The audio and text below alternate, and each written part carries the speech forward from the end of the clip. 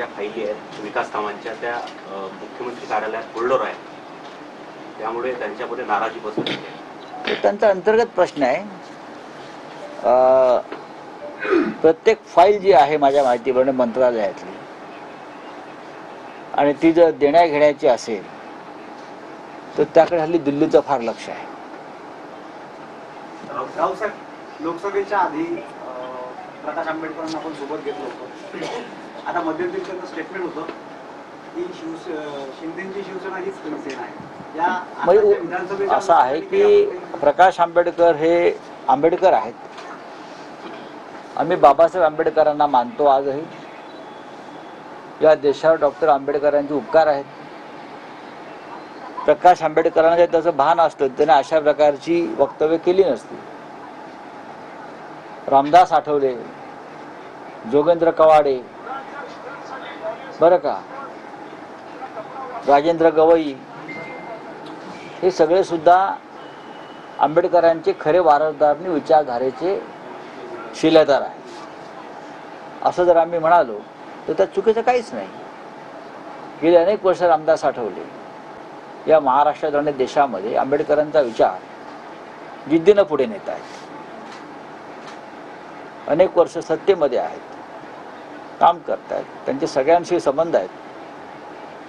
Doctor Ambedkar ज्या पद्धतीनं काम करत होते या देशामध्ये त्या पद्धतीने आठवले करत आहेत.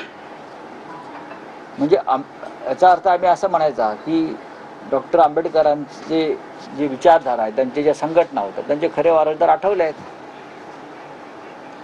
माणसानं ज्ञान असेल तर त्या ज्ञानाचा मान राखून बोललं पाहिजे.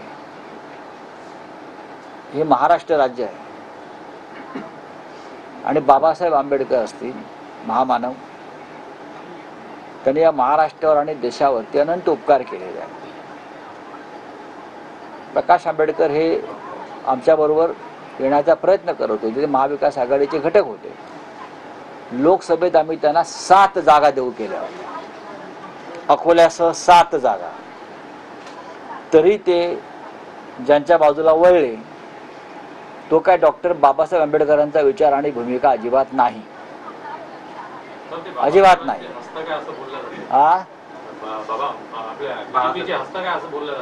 असं आहे की आपल्या ज्या कृत्यामुळे राष्ट्रद्रोही शक्तींना, धर्मांध शक्तींना मदत होत असेल, मग ते कोणी असते.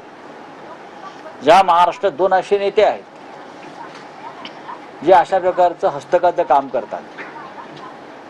कधी मोदी शहाना पाठिंबा देतात, मग कधी बेईमान शिंदे गटाला पाठिंबा देतात.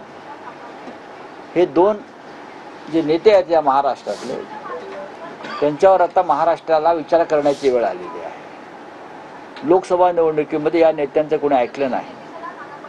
पाडापाडी करणं आणि त्या बदल्यामध्ये व्यवहार करणं हे या नेत्यांचं काम आहे.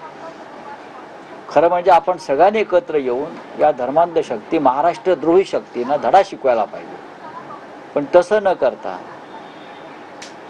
खरं म्हणजे या लोकांनी फक्त महाराष्ट्रात नव्हे तर संपूर्ण देशात त्यांचे उमेदवार उभे केले पाहिजेत, म्हणजे त्यांना जास्त पैसे मिळतील.